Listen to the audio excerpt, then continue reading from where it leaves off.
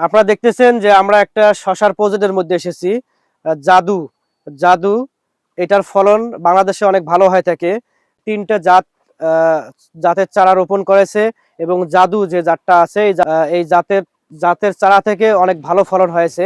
আপনাদেরকে সাজেস্ট করব, আপনারা যারা শশার চারা শশা যারা রোপণ করতে চান, ক্ষেত করতে চান, প্রজেক্ট করতে চান, আপনাদের জন্য সাজেস্ট করব আপনারা এই জাদুর চারাগুলো রোপণ করবেন। ইনশাআল্লাহ এর থেকে ভালো ফলন পাবেন আশা করা যায়, এবং ভালো পরিচর্যা করবেন, ইনশাআল্লাহ এর থেকে ভালো উপকৃত হবেন।